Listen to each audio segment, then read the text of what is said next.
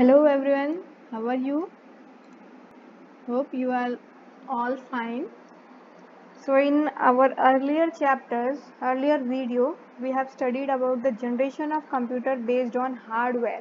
Now today we are going to study about the generation of computers based on software. So this we have completed. Let's recall it. There are 5 generations. Okay, depending on the date. First generation is about the vacuum tube.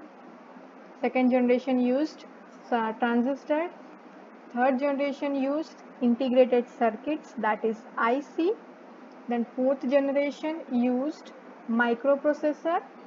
Fourth generation is about the AI. This is all about your generations of computer based on hardware. But today we are going to study about the generations of computer based on software. So again here the software generation is also divided into 5 parts. Okay, first generation, second generation, third generation, fourth generation, and lastly the fifth generation. This is all about the 5 generation of your softwares. Now the first one is the machine language.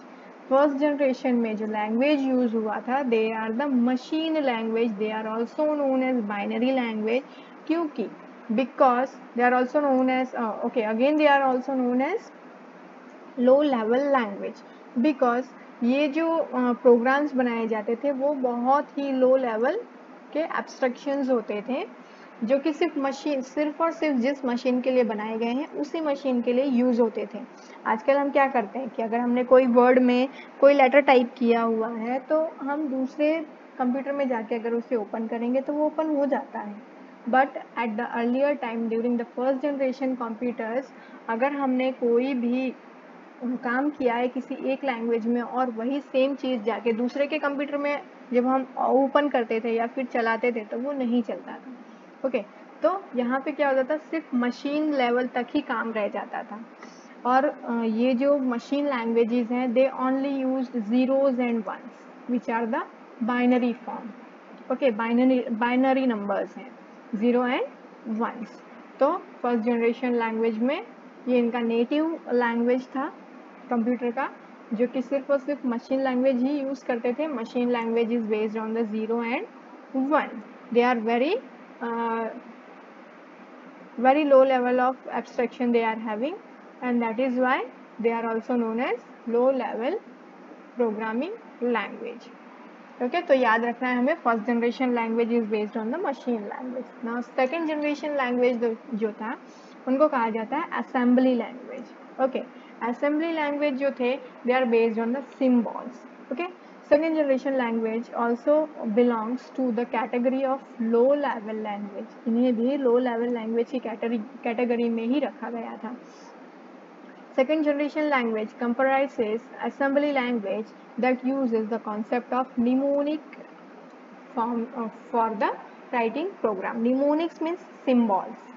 Okay, mnemonics means symbols होते हैं जैसे star mark किसी और काम के लिए use होता है, स्पेस किसी और के लिए यूज़ होता है, देन स्लैश किसी और चीज़ काम के लिए यूज़ होता है.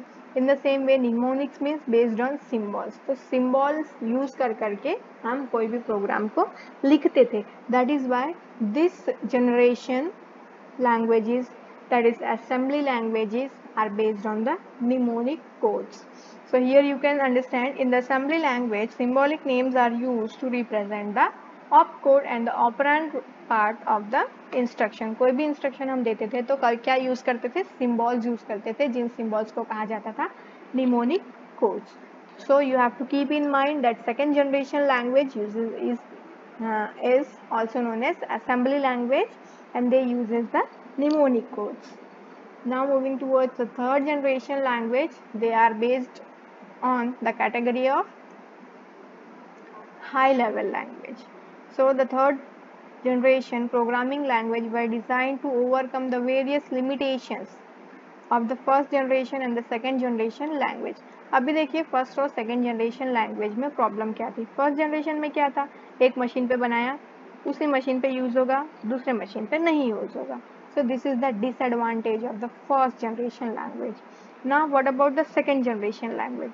सेकेंड जनरेशन लैंग्वेज का ये एक ड्रॉबैक था कि वो सिम्बॉल्स यूज़ करते थे, राइट। अब सिम्बॉल्स यूज़ करते थे तो जो भी सेकेंड जनरेशन लैंग्वेज यूज़ करने वाले लोग थे उन्हें हर वक्त क्या करना पड़ता था, सिम्बॉल्स याद करना पड़ता था, याद रखना पड़ता था कि वो सिम्बॉल्स कब और कहाँ कैसे यूज़ होंगे। So this was the disadvantage of second generation language. तो ये जो दोनों जनरेशन्स के लैंग्वेज थे, इनको ओवरकम करने के लिए, इनकी लिमिटेशंस को हटाने के लिए क्या बनाया गया, third generation language. So third generation language is also known as high level language, जैसे कि FORTRAN, ALGOL, COBOL, C++ and C. These are the examples of the third generation language. The language of the third generation and later generation are considered as the high level language because they enable the users to concentrate only on the logic of the program without considering about the internal structure of the computer. अब क्या होता था, ये लोगों को easy लगने लगा, क्यों, क्योंकि लोगों को सिर्फ इतना ही कॉन्सेंट्रेट करना था कि उन्हें करना क्या है, what they have to do, what they want to achieve. उनको अपने गोल पे ही ध्यान रखना था।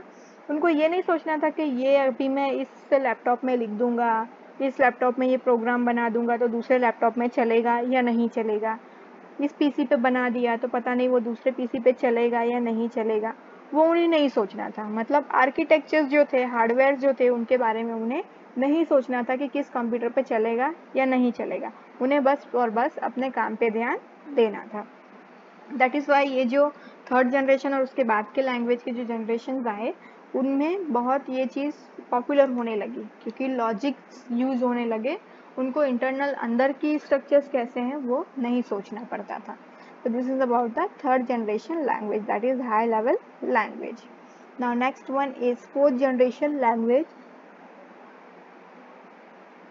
which is very high level language. The languages of these generations were considered as very high level programming language, required a lot of time and efforts that affect the productivity of the programmer. The fourth generation programming language was designed and developed to reduce the time, cost and efforts needed to develop the different types of software applications. पहले क्या होता था, high level languages जो होते थे उन्हें बनाने के लिए बहुत टाइम लगता था।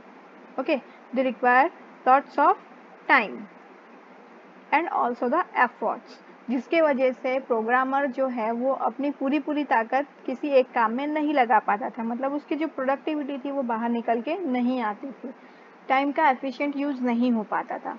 बट जब फोर्थ जनरेशन लैंग्वेज आया तो उसमें क्या हुआ, टाइम जो है वो सॉफ्टवेयर को, किसी भी सॉफ्टवेयर को बनाने में जो टाइम यूज़ होता था, कॉस्ट लगता था और मेहनत लगती थी, वो ऑप्टिमाइज हो गई, कम हो गई, और जिसके वजह से ये लैंग्वेज बहुत ज़्यादा पॉपुलर हो गया।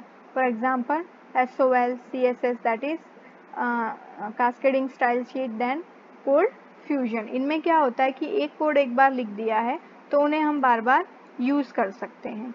Okay, we don't need to write it again and again. इससे क्या होता है, हमारा काम आसान हो जाता है और टाइम कम यूज होता है। So this is about the fourth generation language. Now the last one, that is fifth generation language, which is also known as artificial intelligence language.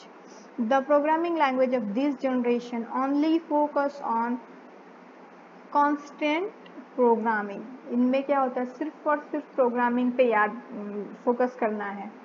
Okay, बाकी किसी चीज़ पे भी फोकस नहीं करना है।